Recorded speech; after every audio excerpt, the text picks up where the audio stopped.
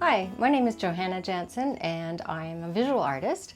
Right now I'm primarily working in ceramics and clay work, as you can see. Because I grew up in the country out in northern Alberta, the landscape has always been important to me, so you will see that elements of the landscape, elements of how humans are changing our landscape and how the effects of that are informing my work and how I'm interpreting those shapes and those textures into my work. So I want to introduce you to a technique that is known as Horsehair Raku.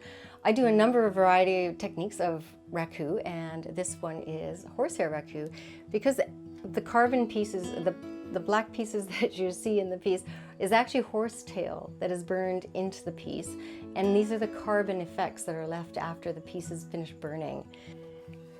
So it is very fragile.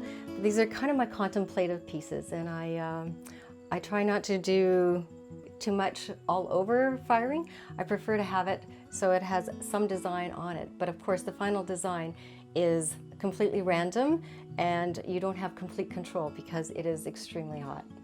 And I'd like to introduce you to these pieces, which are again geologically based.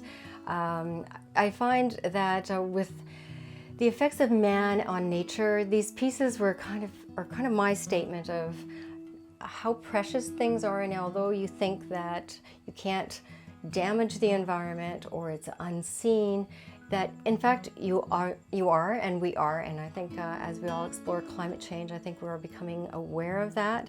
So these pieces are my exploration and my statement, I guess, on saying how fragile the environment is, because obviously if I drop this piece it would break, although it is actually quite durable and it will stand a lot of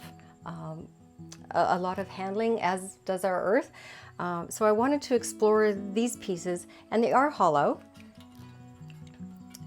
but obviously not perfect, and show some wear and tear, as does our earth.